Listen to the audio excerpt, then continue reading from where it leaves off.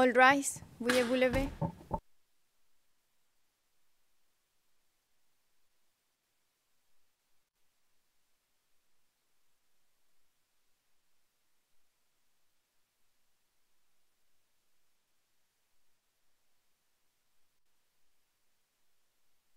Please be seated. Veuillez vous asseoir.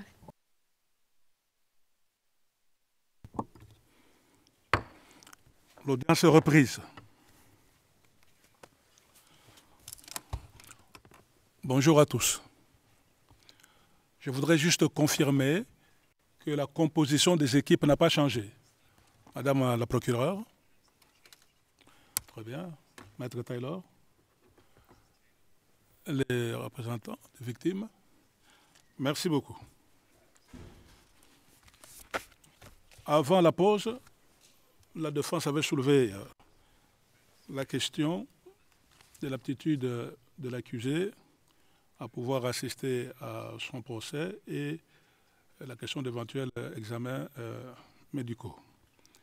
Et je vous avais dit aussi que déjà devant la Chambre, il y avait un certain nombre d'écritures déposées par la défense et que nous devons maintenant résoudre. Je vais donc donner lecture de décision de la Chambre. La Chambre rappelle que la défense a demandé le 3 juillet dernier à ce que les débats d'aujourd'hui soient ajournés. Document numéro 927. Requête à laquelle la Chambre a répondu par la négative le 8 juillet.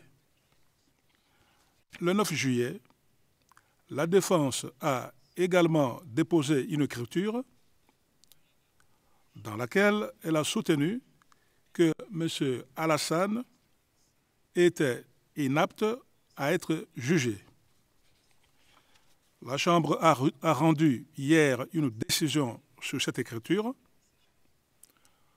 en concluant qu'en considérant la notification de la défense, le document avait été déposé à un moment inapproprié et qu'il ne lui avait pas été présenté d'informations suffisantes pour conclure que M. Alassane est inapte à être jugé.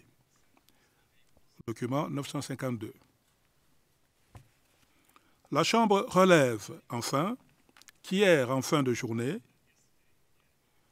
la défense a demandé à la Chambre de bien vouloir reconsidérer sa décision refusant l'ajournement du procès ou, à défaut, de bien vouloir autoriser que la question soit portée devant la Chambre d'appel en invoquant l'existence d'informations nouvelles justifiant à ses yeux une telle reconsidération ou le renvoi en appel. Durant l'audience de ce matin, la défense a oralement présenté un certain nombre d'arguments qui reprennent en substance ceux qui ont été développés dans les écritures précitées et en particulier dans la requête aux fins de reconsidération déposée hier. La Chambre relève que ce matin toujours, durant l'audience, la défense a formulé explicitement une requête aux fins qu'un examen médical qualifié de M. Alassane soit effectué aux fins de statuer sur la question de savoir si l'accusé est en état de passer en jugement.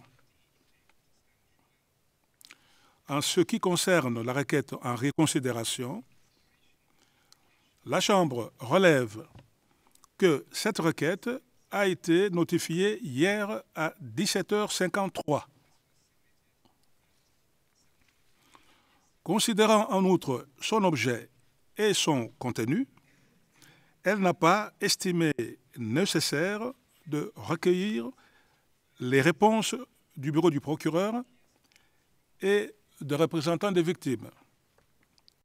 La Chambre rejette la requête et rendra les motifs de sa décision en temps utile. En ce qui concerne la requête aux fins d'autorisation de faire appel, la Chambre en prend bien note et rendra sa décision en temps voulu après avoir reçu les réponses des parties et participants. En ce qui concerne enfin la requête orale de ce matin, qui, je le rappelle, reprend en substance les arguments développés dans les écritures récemment déposées par la défense, la Chambre réitère les considérations qu'elle a développées dans la décision numéro 952, qui a été rendue hier, et les reprend à présent pour former son jugement. Premièrement, la Chambre réitère, en reprenant la jurisprudence de la Chambre d'appel, que, bien que la présente requête est particulièrement tardive, elle est disposée à examiner le bien-fondé des arguments concernant l'existence des circonstances exceptionnelles justifiant le dépôt tardif d'une telle requête. Comme la Chambre l'a indiqué dans le paragraphe 26 de la décision 952, la Chambre ne voit pas pourquoi la défense n'aurait pas pu introduire une requête à un stade antérieur. Deuxièmement, la Chambre réitère que le dossier de l'affaire contient de nombreux exemples démontrant que le Conseil de la défense a pu recevoir des instructions spécifiques de M. Alassane sur un nombre important et varié de questions, et en particulier sur son état de santé. Je me réfère ici au paragraphe 27 de la décision 952. Troisièmement, la Chambre considère que la requête qui fait implicitement référence à la règle 135 du règlement des procédures d'épreuve est maintenant tardive. Comme la Chambre l'a indiqué au paragraphe 29 de la décision 952, et je cite la décision en anglais, should the chamber... Si la Chambre devait accueillir la demande présentée par la défense, et ce pour parler de ce dont il est question, la défense contraindrait la Chambre à surseoir au début du procès. La Chambre réitère de la façon la plus véhémente possible que cette Chambre ne va pas autoriser une telle tactique pendant ce procès. Fin de la citation. Par ces raisons, et considérant les observations et les informations qui lui ont été présentées, la Chambre conclut qu'en l'état, il ne lui a pas été présenté d'informations suffisantes pour considérer que M. Alassane est inapte à être jugé. La Chambre déterminera elle-même si M. Alassane comprend effectivement la nature des charges.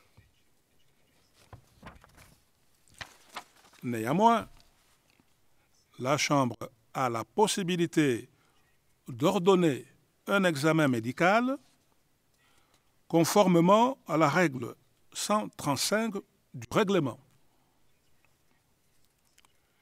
Par conséquent, elle enjoint le greffe, en consultation avec les parties, de faire des recommandations avant le 24 juillet 2020 en ce qui concerne des experts qui pourraient effectuer cet examen. La Chambre enjoint également aux parties de présenter leurs observations sur les recommandations du greffe le 24 juillet 2020, au plus tard. La Chambre va à présent se tourner vers M. Alassane pour lui demander s'il comprend la nature des charges, la nature de chaque charge portée contre lui, ces charges lui ayant été lues à huis clos, et pour lui demander la possibilité de plaider coupable ou non, tel que prévu à l'article 64, paragraphe 8 du statut. Voilà, donc tout est clair. Vous avez les décisions de la Chambre. Nous allons donc procéder avec le plaidoyer. Chef numéro 1. Torture en tant que crime contre l'humanité prévu à l'article 7, paragraphe 1, F du statut. Monsieur Alassane, pouvez-vous confirmer à la Chambre que vous avez compris la nature de cette charge, les charges qui vous ont été lues pendant que nous étions en huis clos? Oui, j'ai bien compris ces charges. Merci beaucoup. Alors, entendez-vous plaider coupable ou non coupable sur cette charge ou souhaitez-vous rester silencieux?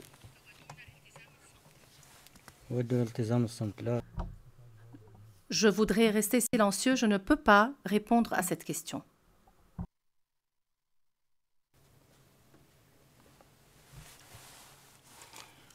Merci beaucoup. La Chambre prend acte qu'à ce stade de la procédure, l'accusé a choisi de ne pas enregistrer un plaidoyer de culpabilité ou de non-culpabilité sur cette charge. Chef numéro 2. Pardon, je n'ai pas vu. Merci. Non, je me suis levé un peu brusquement. Allez-y. Je n'entends pas de traduction ni en français ni en anglais. Et dans le transcript en anglais, on ne voit pas les traductions de ce que l'accusé répond, sauf erreur. Madame la greffière. On m'informe qu'il y avait un problème de l'interprétation anglaise vers l'arabe. Est-ce que les interprètes peuvent maintenant me confirmer que tout est en ordre?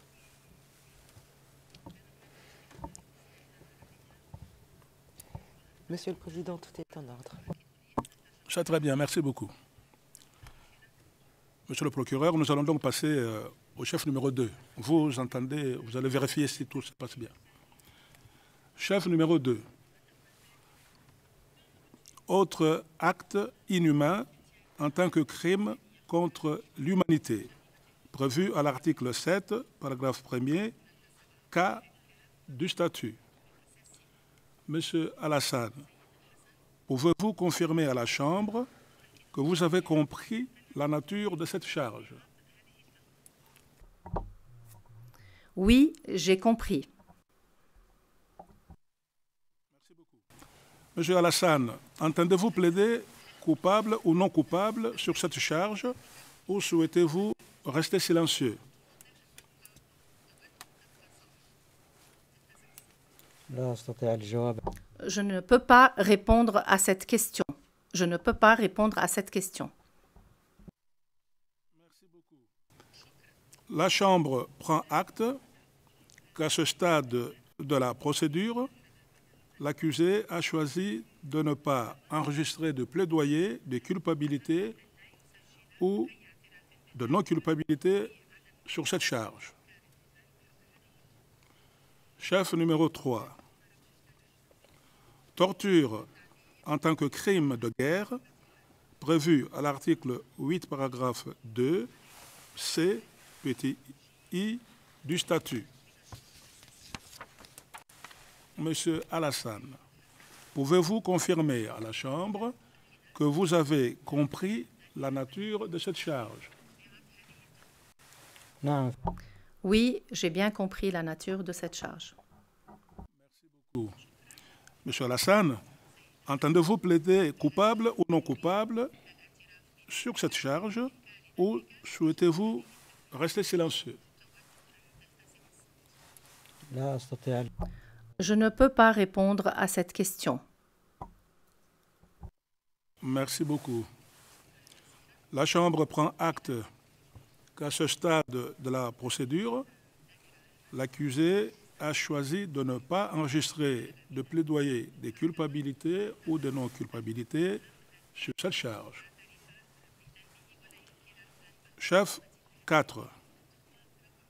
Traitement cruel en tant que crime de guerre prévu à l'article 8, paragraphe 2, C, petit I du statut. Monsieur Alassane, pouvez-vous confirmer à la Chambre que vous avez compris la nature de cette charge?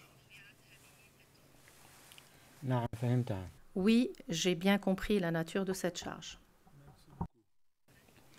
Monsieur Alassane, entendez-vous plaider coupable ou non coupable sur cette charge ou souhaitez-vous rester silencieux? Non. Je ne peux pas répondre à cette question.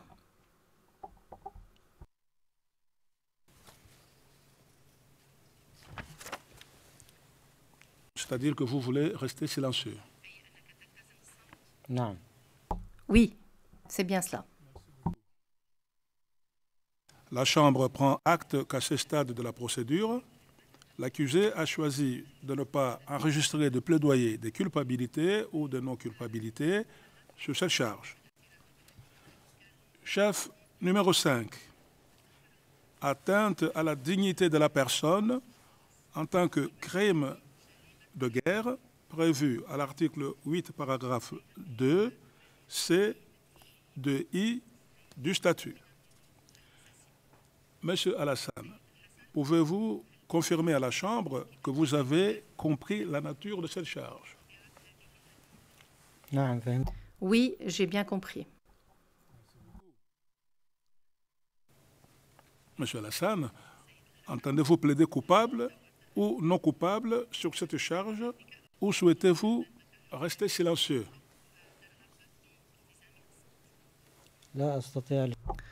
Je ne peux pas répondre à cette question.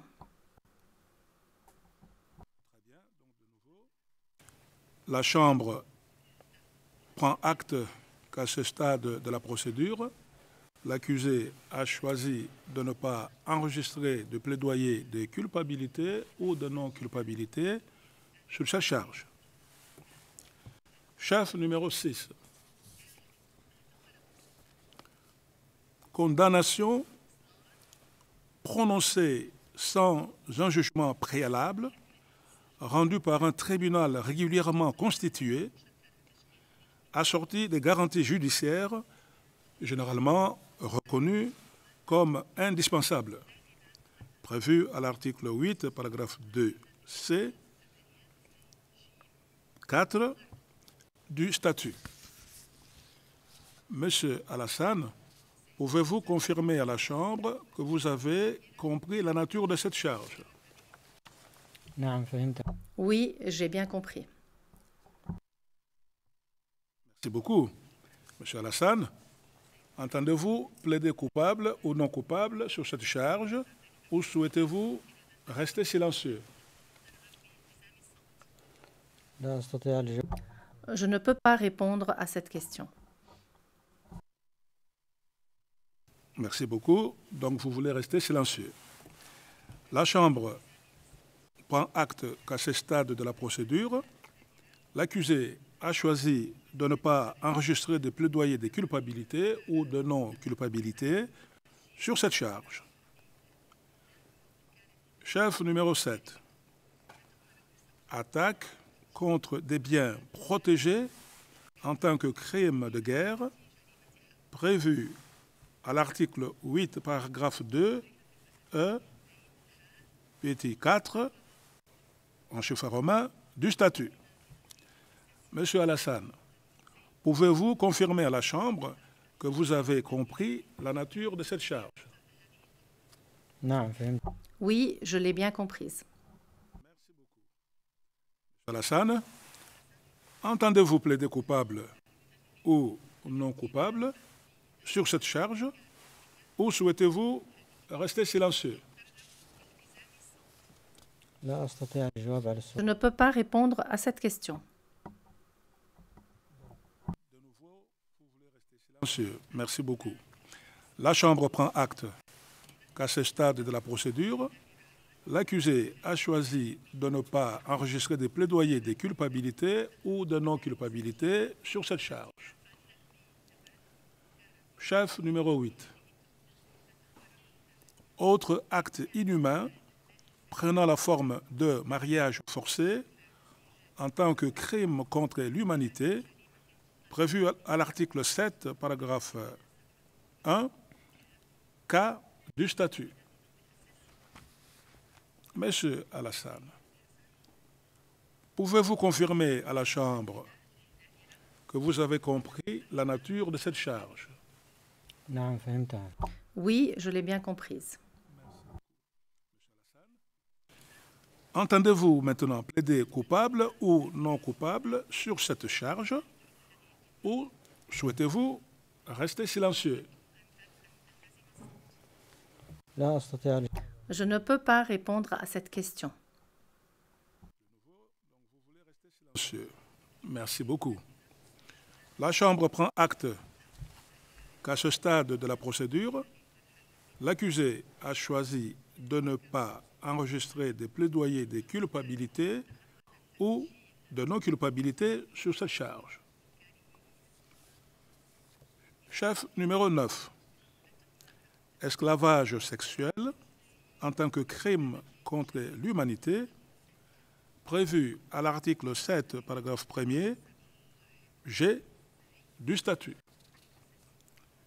Monsieur Alassane, pouvez-vous confirmer à la Chambre que vous avez compris la nature de cette charge?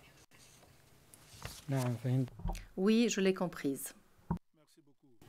Monsieur Alassane, entendez-vous plaider coupable ou non coupable sur cette charge ou souhaitez-vous rester silencieux?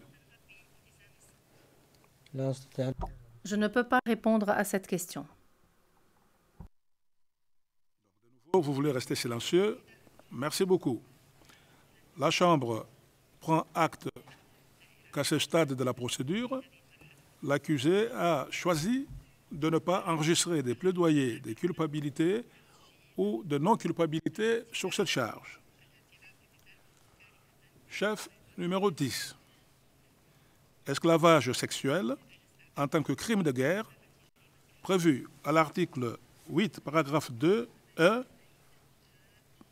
6, petit chiffre romain du statut. Monsieur Alassane, pouvez-vous confirmer à la Chambre que vous avez compris la nature de cette charge? نعم فهمت. Oui, je l'ai comprise. Merci beaucoup.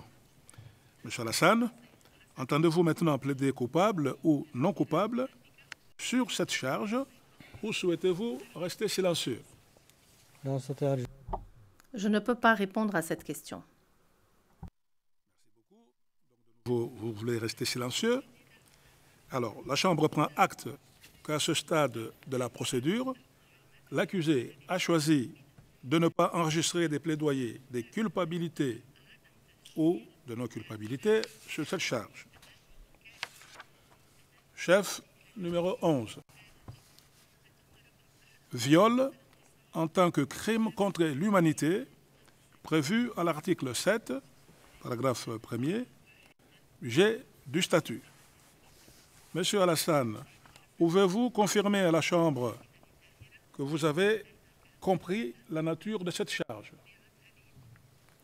نعم فهمت. Oui, je l'ai comprise. Merci beaucoup. Monsieur Alassane, entendez-vous plaider coupable ou non coupable sur cette charge ou souhaitez-vous rester silencieux?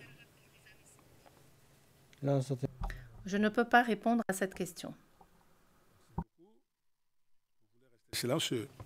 La Chambre prend acte qu'à ce stade de la procédure, l'accusé a choisi de ne pas enregistrer des plaidoyers de culpabilité ou de non-culpabilité sur cette charge. Chef numéro 12. Viol en tant que crime de guerre prévu à l'article 8, paragraphe 2, E et 6, chiffre romain, du statut. Monsieur Alassane, pouvez-vous confirmer à la Chambre que vous avez compris la nature de cette charge? نعم فهمتها. Oui, j'ai bien compris.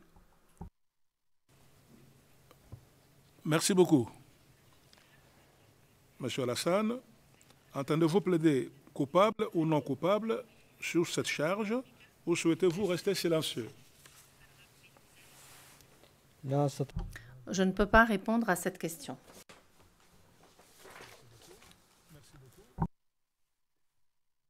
Merci beaucoup. La Chambre prend acte qu'à ce stade de la procédure, l'accusé a choisi de ne pas enregistrer de plaidoyer de culpabilité ou de non-culpabilité sur cette charge. Chef numéro 13. Persécution en tant que crime contre l'humanité prévu à l'article 7, paragraphe 1er, H du statut. Monsieur Alassane, pouvez-vous confirmer à la Chambre que vous avez compris la nature de cette charge? نعم فهمت. Oui, je l'ai comprise. Merci beaucoup. Monsieur Alassane, entendez-vous plaider coupable ou non coupable sur cette charge ou souhaitez-vous rester silencieux? لا أستطيع. Je ne peux pas répondre à cette question. Merci beaucoup. Vous voulez donc rester silencieux. La Chambre prend acte qu'à ce stade de la procédure, l'accusé a choisi de ne pas enregistrer des plaidoyers de culpabilité ou de non-culpabilité sur cette charge. Vous pouvez vous asseoir. La Chambre entend à présent faire quelques remarques d'ordre procédural. La Chambre relève tout d'abord qu'elle a reçu hier une écriture déposée par la défense intitulée Notice of Affirmative Defense, document 951, dans laquelle la défense informe la Chambre de son intention de soulever des motifs d'exonération de la responsabilité pénale de M. Alassane,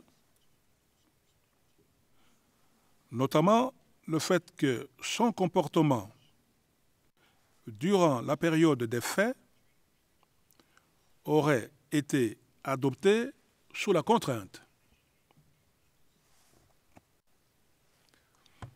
La défense allègue également d'autres motifs d'exonération de la responsabilité pénale de l'accusé,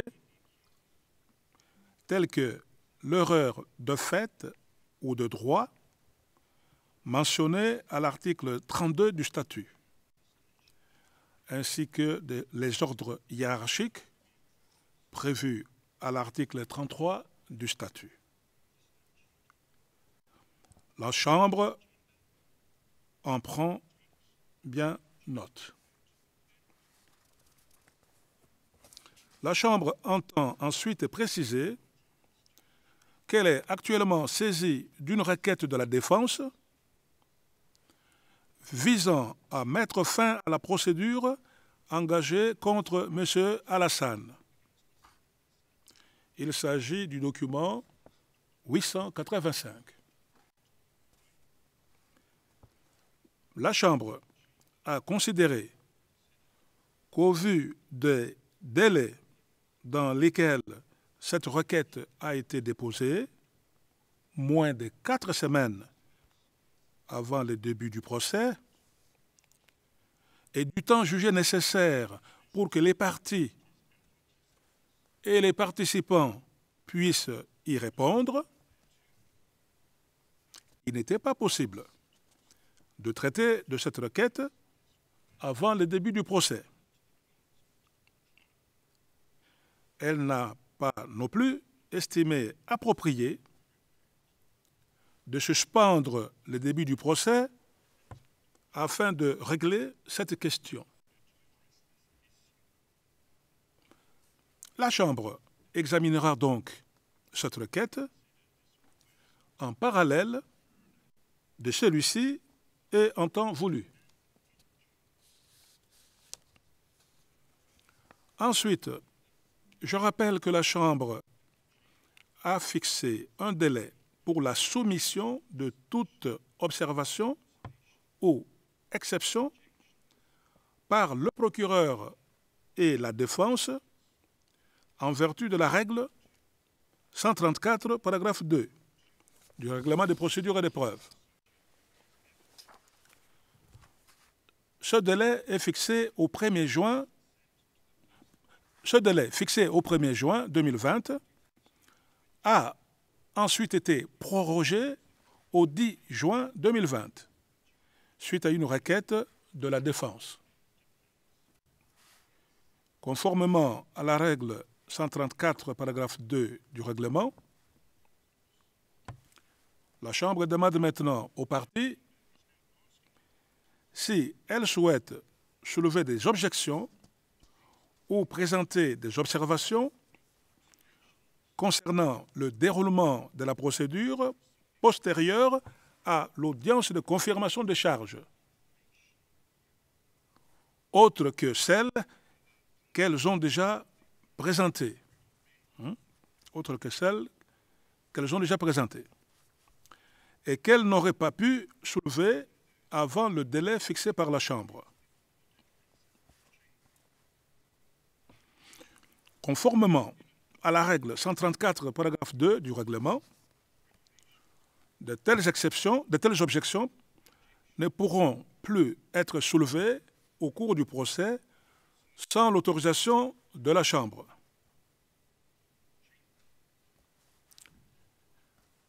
Madame la procureure, vous avez la parole s'il y a des objections.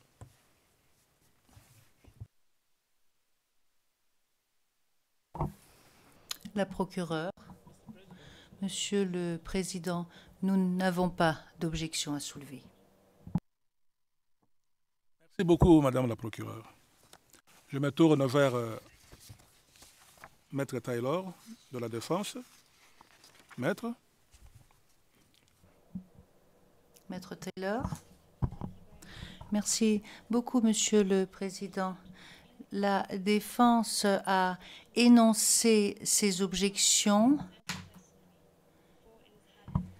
car nous allons maintenant commencer ce procès avant que la Défense n'ait véritablement eu la possibilité de mener à bien son enquête.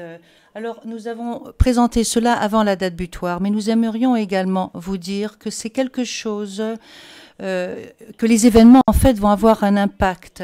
Et d'ailleurs, j'en veux pour preuve la décision rendue par la Chambre, décision par laquelle la Chambre a indiqué qu'elle pouvait continuer à recevoir des requêtes de la défense aux fins d'ajournement en fonction de l'évolution des événements. Donc, Monsieur le Président, nous nous permettons de vous dire que conformément au paragraphe 2 de la règle 134, on ne peut pas empêcher à la défense de saisir la Chambre de questions précises auxquelles nous allons nous confronter, auxquelles nous allons continuer à nous confronter et qui vont continuer à exister avant le début des témoignages. Et ce n'est pas quelque chose, en fait, sur lequel nous pouvons exercer notre contrôle. Tout dépend de l'évolution de la situation avec la Covid et de la situation sécuritaire au Mali. Je vous remercie. Merci beaucoup, Maître. Le problème que vous soulevez, certains ont déjà été résolus dans les décisions antérieures de la Chambre. D'autres vont obtenir des réponses bientôt parce que la Chambre est en train de les examiner. Et donc, vous pouvez vous tranquilliser. La Chambre ne vous empêche en aucun cas de vous adresser à elle lorsqu'il y a des problèmes qui se posent. Je ne sais pas si le procureur voudrait intervenir sur cette déclaration de la défense. Je vous remercie, Monsieur le Président.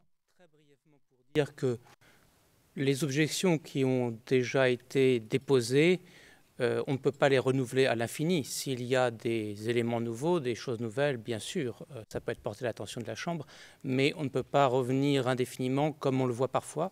On ne peut pas revenir indéfiniment sur les mêmes questions. Voilà, merci beaucoup, Monsieur le procureur. Maître Taylor.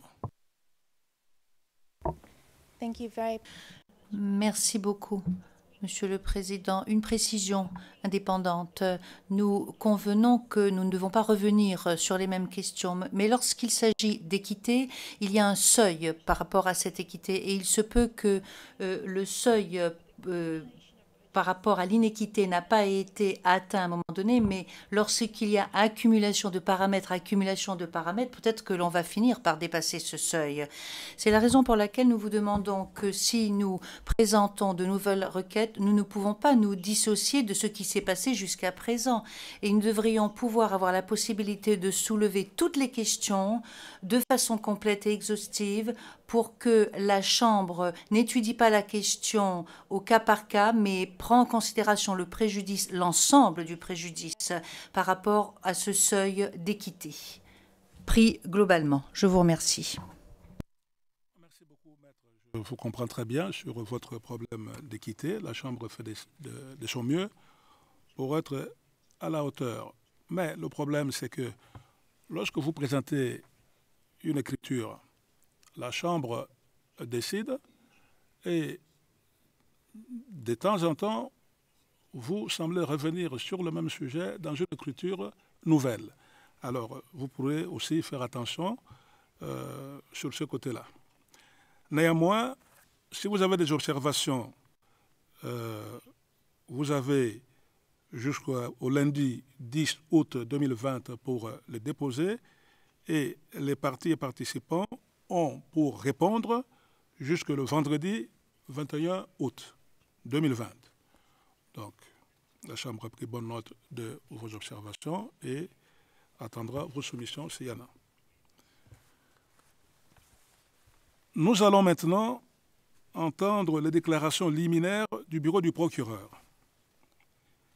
Je note qu'hier, la Chambre a, par courriel, décidé de rejeter les objections de la défense concernant le matériel que le procureur souhaite utiliser au cours de ces déclarations liminaires et a autorisé ce dernier à utiliser le matériel inclus dans la liste qu'il a communiquée le 6 juillet dernier. Conformément à l'annexe A à la décision 789 sur la conduite de la procédure, vous disposez, Madame la procureure, de 4 heures. Je rappelle également que, conformément à la décision 867 de la Chambre, vous disposez de la possibilité de demander à ce que les éléments confidentiels de votre présentation soient diffusés uniquement à l'intérieur de la salle d'audience, par un procédé qui nous permettra de rester en session publique.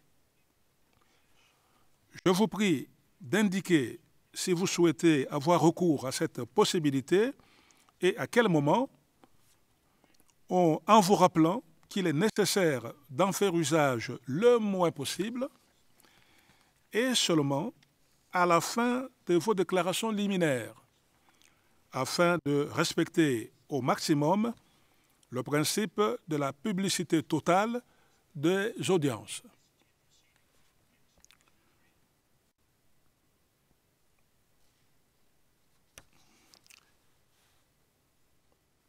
Voilà. Donc, Madame la procureure, vous avez maintenant la parole.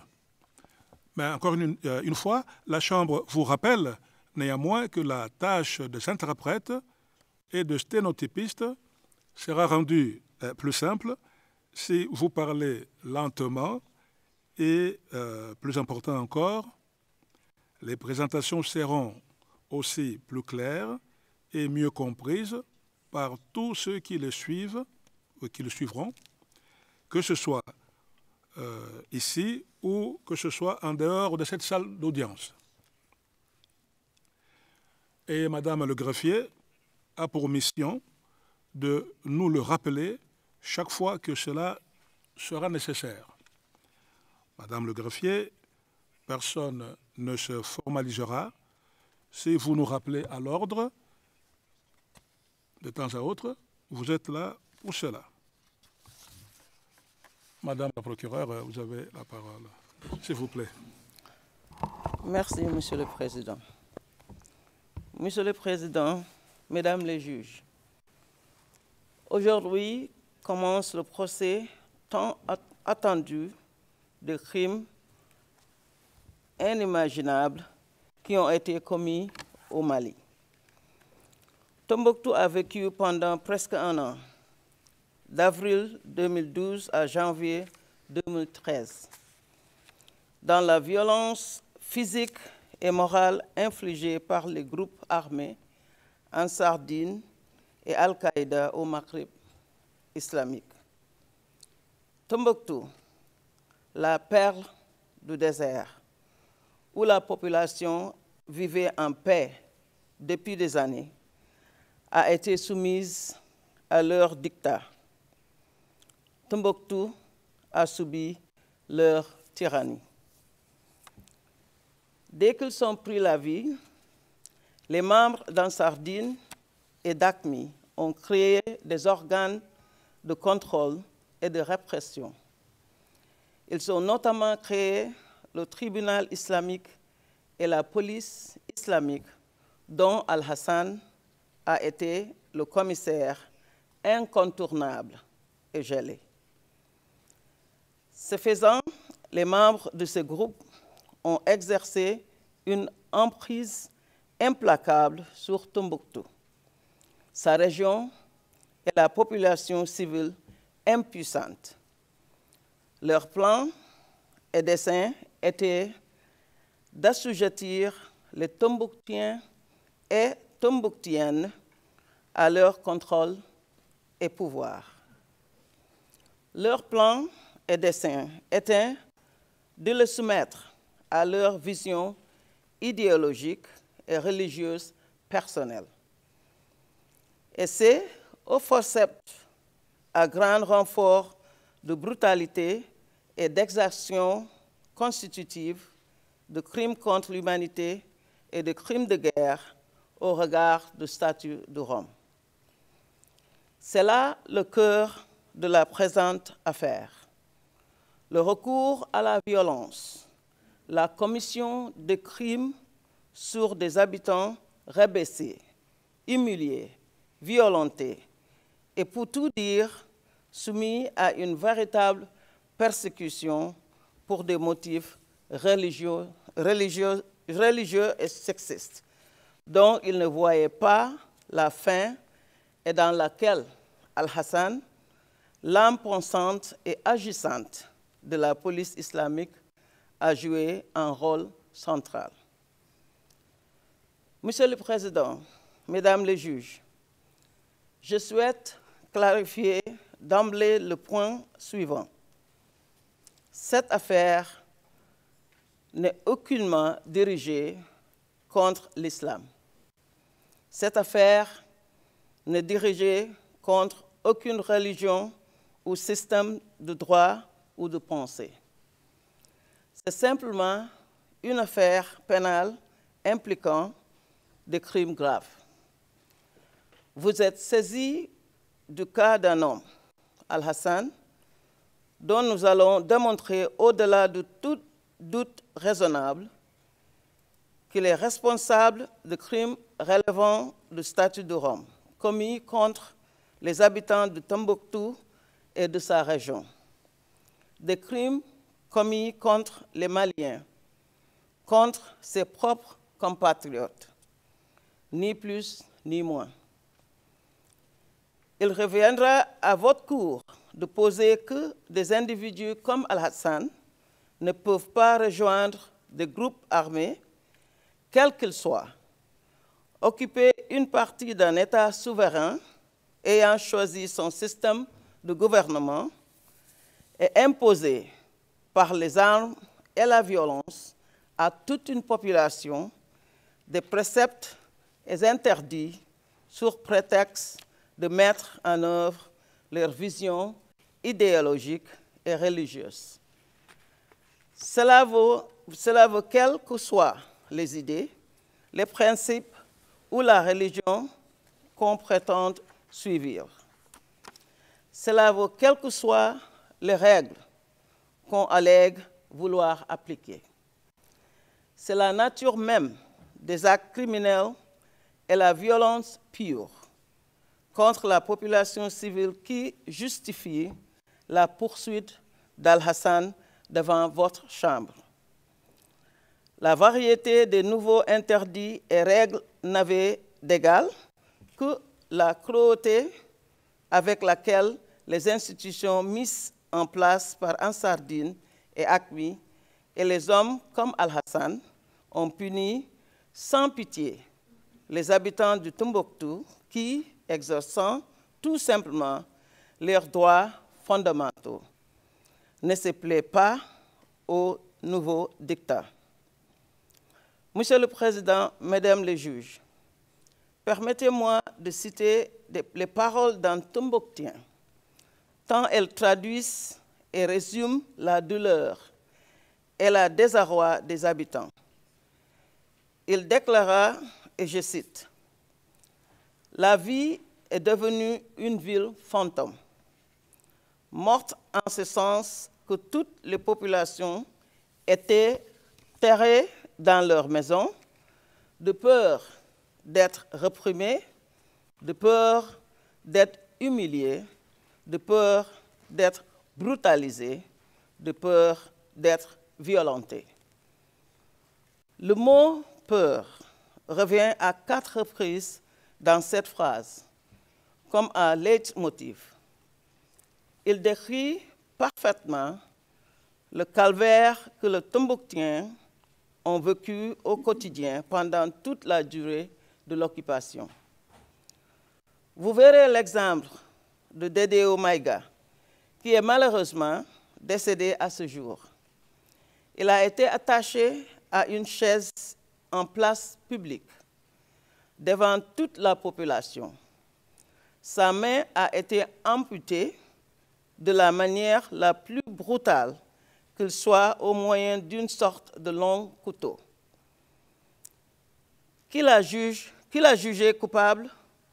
Le tribunal islamique irrégulièrement mis en place par Ansardine et AQMI à Tombouctou pour donner une apparence de légitimité à leur régime tyrannique.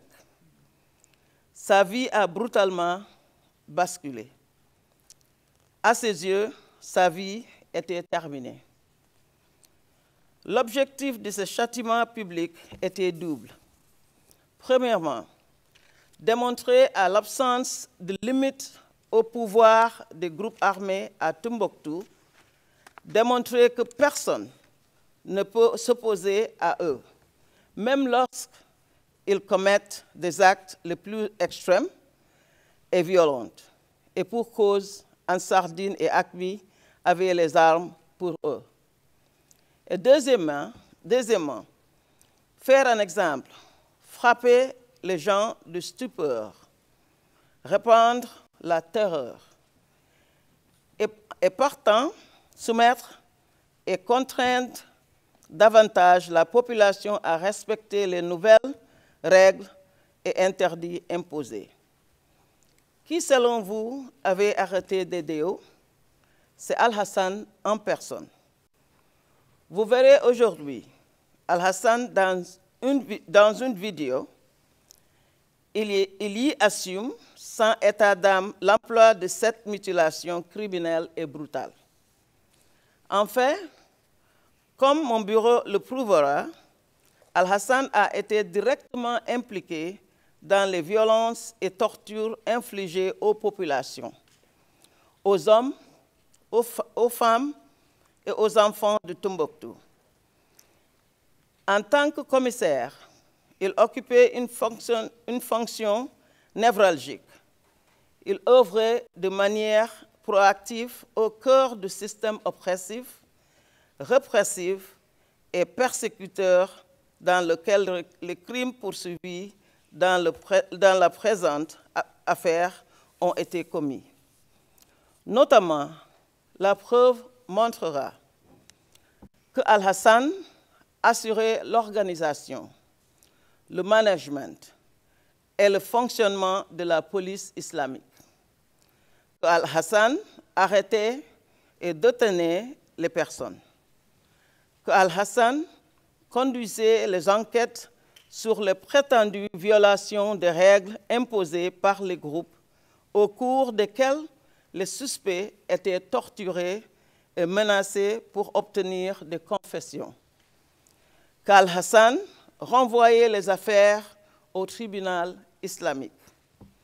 Qu'Al-Hassan participait personnellement à la mise en œuvre des châtiments corporels au niveau de la police et à ceux décidés par le tribunal islamique irrégulièrement constitué, et ceux en public ou au siège de la police islamique. Étant précisé que Al-Hassan a œuvré avec le groupe armé Ansardine et Akmi pendant toute l'occupation de Tombouctou. Le jour même de l'arrivée de ce groupe à Tombouctou, début avril 2012, un témoin a vu Al-Hassan et des membres des groupes armés à la banque qui allait vite devenir le siège de la police islamique. On a la preuve qu'il enquêtait et écrit au moins un rapport de police dans une affaire qui fait partie de celles entendues par le tribunal islamique dès la session du 7 mai 2012. Il est resté le commissaire de la police islamique, véritable pilier de cet organe, jusqu'au départ des groupes armés de Tombouctou en janvier 2013. Permettez-moi, Monsieur le Président, de passer maintenant en anglais. With your indulgence. Avec votre indulgence, je vais maintenant poursuivre en anglais. Monsieur le Président, Mesdames les juges, Ansardine et Akmi sont toujours actifs au Mali et dans la région de Tombouctou. Ils sont un grave danger pour la sécurité des témoins et des victimes. Par conséquent, je n'entrerai pas dans des détails spécifiques ici. Vous les trouverez dans la version confidentielle du mémoire préalable au procès et autres écritures. Les gens de Tombouctou eux-mêmes savent très bien ce dont je parle parce qu'ils ont subi ces crimes et souffert une angoisse physique et mentale à cause de ces crimes. Les éléments de preuve de l'accusation démontreront cela. À l'arrivée des groupes armés, des civils ont réussi à fuir à Bamako ou dans d'autres villes du sud ou dans d'autres pays voisins, la Mauritanie ou le Burkina Faso. Ils ont dû tout laisser derrière eux, leur vie entière. Beaucoup ont fui pour échapper à la violence, mais d'autres sont restés pour une raison ou pour une autre. Certains sont restés parce qu'ils n'avaient simplement pas les moyens de fuir, d'autres parce qu'ils avaient des parents âgés dont ils devaient s'occuper, et d'autres encore parce qu'ils se sentaient attachés à leur ville ou ne pouvaient se résigner à abandonner leur Tombouctou aimé, notamment lors d'un des pires moments de son histoire. Ceux qui sont restés ont été soumis à un climat constant de peur et de répression.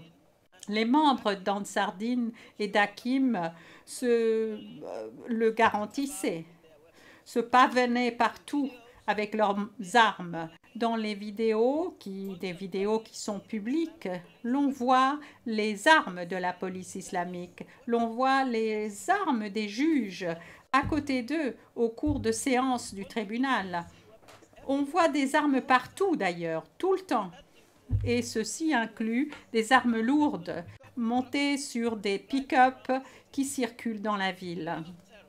Le règne de la terreur était en place et montrait que les forces allaient exécuter tout cela. Les membres d'Ansardine et d'Hakim surveillaient et contrôlaient tout. Une personne de Tombouctou a déclaré à ce moment-là, et je cite, « À Tombouctou, tout est devenu illicite et interdit ». Et un d'autre a indiqué que tout était sous le contrôle des groupes armés. Tous les aspects de la vie étaient d'ailleurs tombés sous le coup des règles et interdictions autoproclamées par Ansardine et Hakim. Des restrictions sévères étaient imposées à la vie privée, à la vie publique, aux activités de loisirs, aux pratiques religieuses ou culturelles, aux manières de prier. Ceci affectait absolument tout, y compris la manière dont les gens pouvaient s'habiller ou pas. Ces règles étaient non seulement nouvelles, mais elles étaient vraiment étrangères aux résidents de Tombouctou. Ces règles imposées voulait dire aussi le déni de nombreuses coutumes, traditions et pratiques sociales des habitants qui avaient caractérisé la vie des résidents de Tombouctou, quelquefois depuis des générations. Elles constituaient des violations graves et sévères de leurs droits fondamentaux, tels que le droit à la religion, à la vie privée ou à l'éducation. Et j'aimerais ici vous donner un bref aperçu de ces règles pour refléter leur portée et leur ampleur. Le bannissement de pratiques religieuses sur les tombes et les mausolées des saints musulmans. L'interdiction de célébrations telles que la célébration de Malouд. Le bannissement des amulettes et des talismans. L'interdiction des statues, des masques et des représentations picturales. Un contrôle complet des médias, y compris la radio, l'interdiction des réunions publiques, la fermeture des écoles publiques, l'interdiction de la musique et de la danse, la ségrégation des sexes, y compris à l'école, l'imposition d'un nouveau code vestimentaire sur les hommes, mais en particulier sur les femmes. Les hommes devaient raccourcir leurs pantalons et les femmes devaient couvrir leur corps de la tête aux pieds. Un voile ordinaire n'était pas suffisant. Dans la même veine, il était interdit aux femmes de porter des bijoux ou du maquillage. Même leurs vêtements traditionnels leur auraient été refusés. Et cette liste est longue, je pourrais continuer. Le contrôle et la domination étaient complètes et représentaient un changement total, comme beaucoup de témoins en attesteront. Ce qui est pire encore, Toute désobéissance donnait lieu à des sanctions sévères. En cas de violation des nouvelles règles, une punition corporelle était appliquée sur le champ par la police islamique, en général sous la forme de coups de fouet. Vous verrez des exemples de cela au cours de la présentation par l'accusation de notre affaire. Des sanctions, y compris des flagellations, 100 coups et plus, l'amputation, l'emprisonnement, qui étaient également mises en œuvre à la suite de décisions prises par le tribunal islamique irrégulièrement constitué. Al-Hassan lui-même a indiqué au cours de son entretien avec nos enquêteurs, et je cite, « Les résidents n'étaient pas familiers de ces sanctions. C'était la première fois qu'ils voyaient cela. Ils étaient épouvantés. Ils ne pouvaient rien faire. Tout le monde avait peur et craignait les mots djihadistes et terroristes. Ils étaient effrayés de ces punitions, déclare Al-Hassan. Clairement, Monsieur le Président, Al-Hassan était bien conscient et bien sûr impliqué, comme les éléments de preuve le montrent heureux, dans cette répression cruelle et brutale. Un témoin déclarera que la police islamique était souvent en charge de l'organisation et de l'exécution des sentences et qu'il avait souvent vu Al-Hassan en charge de ces punitions. Ce témoin déclarera ensuite « Il n'y a pas eu un seul événement, une seule exécution de sentence à Tombouctou à laquelle il est assisté où Al-Hassan ne fut pas présent. » En conséquence, Monsieur le Président, il n'est pas surprenant que à 1000 km au sud, à Bamako, un témoin ait entendu parler d'Al-Hassan. Ce témoin a déclaré « Beaucoup de gens qui avaient fui Bamako parlaient d'Al-Hassan et de la police islamique. » Monsieur le Président, Mesdames les juges, les éléments de preuve de l'accusation démontreront que les multiples actes perpétrés contre les habitants de Tombouctou et de sa région constituaient une véritable attaque contre la population civile. Des sentences promulguées par un tribunal irrégulièrement constitué, des sentences sans procédure judiciaire préalable, la torture, les traitements cruels, autres actes inhumains, des outrages à la dignité de la personne, la réduction en esclavage sexuel, des actes de viol, des attaques contre des monuments historiques et des bâtiments consacrés à la religion, entre autres. Ce sont tous là des actes graves et des crimes relevant du statut de Rome qui, lorsqu'on les prend dans leur ensemble, correspondent aux crimes de persécution, qui est également spécifiquement visé par le statut de Rome. Il y avait de la persécution religieuse à Tombouctou. Toutes les règles et interdictions imposées aux résidents trouvaient leur origine dans la vision idéologique et soi-disant religieuse d'Ansardine et d'Hakim. Mon bureau s'est engagé à se battre systématiquement contre l'impunité et les crimes de genre lorsque les éléments de preuve sous-tendent ces crimes haineux. En la présente affaire, nous avons justement cette persécution du genre. Une autre manifestation de cette règle par la force et la terreur. Ce sont les femmes et les filles de Tombouctou et de la région qui ont été ciblées, qui ont souffert le plus. Les femmes et les filles étaient poursuivies jusque chez elles. Elles étaient abusées, punies, frappées, emprisonnées et sujettes à des punitions corporelles pour toutes sortes de raisons. Ne pas porter les vêtements prescrits, donner de l'eau à un homme, ne pas porter de gants au marché pour payer ou recevoir de l'argent, entre autres. Avec votre indulgence, j'aimerais rapidement évoquer les conditions d'emprisonnement qui ont ajouté aux souffrances des femmes.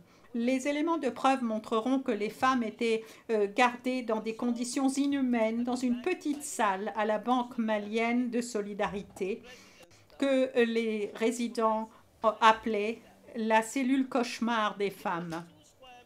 Il s'agissait d'une salle de 2 mètres carrés contenant le distributeur automatique de billets. Vous verrez vous-même ce qu'ont dû endurer ces femmes. Ces femmes étaient enfermées dans une cellule et traitées de manière honteuse. Souvent, plusieurs femmes étaient gardées dans cet espace limité, avec une chaleur oppressante. Certaines n'avaient pas d'autre choix que de se soulager. Les éléments de preuve montreront également le degré extrême de violence subie par les femmes qui étaient sujettes aux flagellations. Alassane sait très bien ce dont je parle. Lui-même a été personnellement impliqué dans l'organisation et le fait d'infliger ces sanctions corporelles en public sur des femmes accusées d'adultère. On le voit sur des vidéos ou des photographies. Certains des détails sont insupportables et particulièrement horribles. Je pense par exemple à une femme qui est tombée sur le sol sous la violence et la force des coups. Une autre femme, condamnée à 100 coups, a déclaré, et je cite, « J'ai ressenti beaucoup de douleur physique. Je ne pouvais pas me coucher sur le dos. J'avais des marques sur mon corps. Il y avait des marques rouges et le sang avait coagulé sur ma peau. » Alassane était présent lorsque cette flagellation a été exécutée. Mais il y avait encore un autre niveau à l'horreur. Je veux parler de toute la violence sexuelle subie par les femmes et les filles, des filles quelquefois très jeunes. Comme les éléments de preuve le montreront, un système de mariage a été mis en place, visant surtout à permettre aux membres des groupes armés de satisfaire leurs besoins sexuels, aux dépens des femmes et des filles. Beaucoup de ces hommes, de ces femmes et de ces filles étaient forcés à se marier contre leur volonté et violés à plusieurs reprises par un ou plusieurs membres de ces groupes armés. Tout ce qui est resté de moi était un cadavre, c'est ce qu'une des victimes a raconté. Il faut noter que ces femmes et ces filles et leurs familles n'avaient pas le choix. Les éléments de preuve montreront que certains chefs d'Ansardine et d'Hakim, y compris Alassane, aidaient certains membres de la police islamique à contracter ces soi-disant mariages ou participer à des négociations de mariage, de facto exerçant des pressions sur les familles et les femmes par leur simple présence. Dans l'ensemble, le ciblage et la persécution des femmes étaient tels que cela est devenu le symbole de la violence physique et morale infligée à tous les résidents de Tombouctou.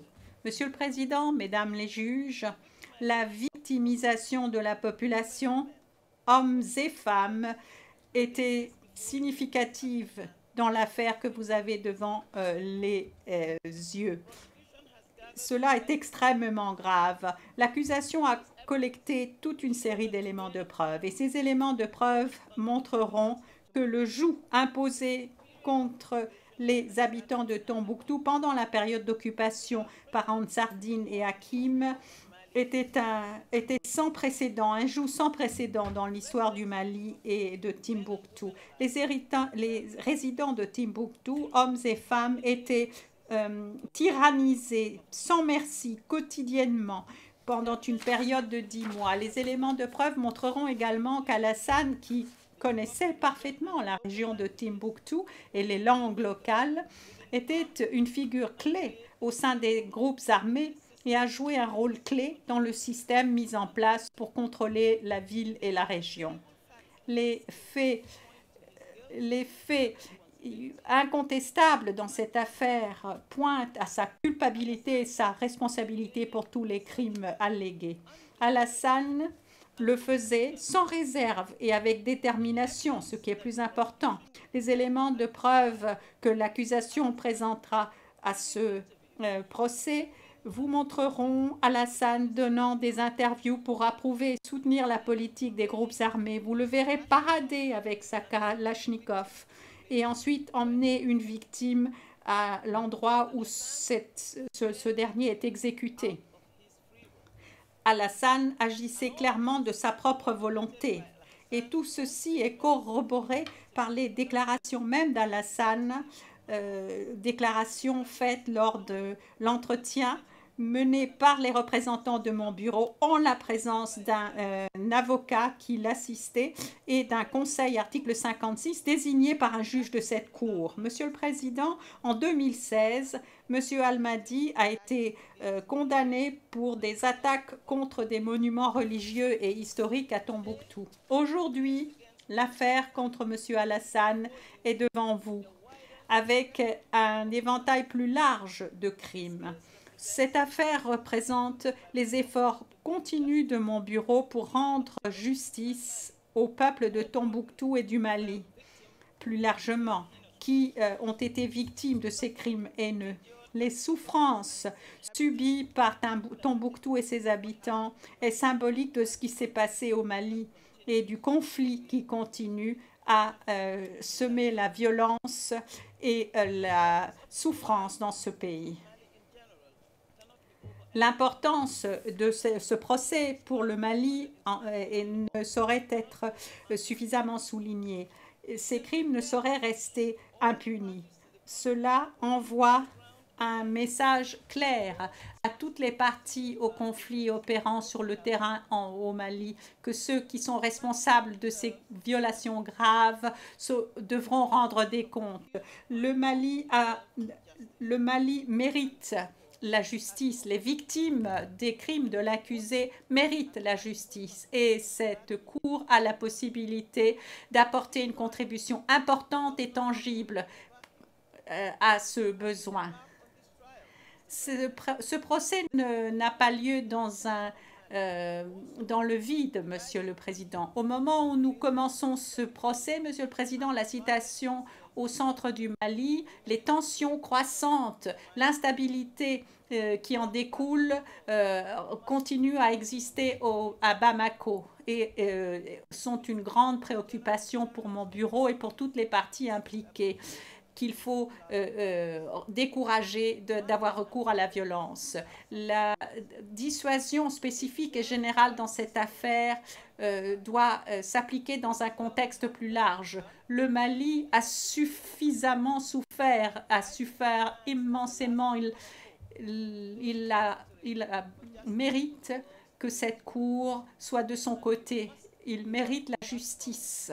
La CPI, effectivement, continue à être ce symbole d'espoir pour tous ceux qui recherchent la justice pour les crimes les plus graves du monde. Et nous devons être à la hauteur de cette promesse et de cette obligation. Monsieur le Président, je vais maintenant donner la parole à mon premier substitut, Monsieur Gilles Dutertre, qui présentera le contexte dans lequel ces crimes auraient été commis, et vous donnera un aperçu plus détaillé des éléments de preuve étayant les charges. Je vous remercie spécialement parce que vous avez fait une partie de votre présentation en français et une autre en anglais. Alors, maintenant, je crois que nous avons un problème de logistique ou de house management. Hein, Parce que nous avons commencé, je pense, à 12h45. Nous devons faire 1h30 et donc nous devons avoir notre pause maintenant pour 45 minutes. C'est bien ça, Madame la greffière? Voilà. Madame la greffière me fait signe que oui. Alors, ce que nous allons faire maintenant, au lieu de passer la parole à M. Dutertre, nous allons prendre notre pause de 45 minutes et nous serons de retour ici après. L'audience est suspendue. All rise, veuillez vous lever.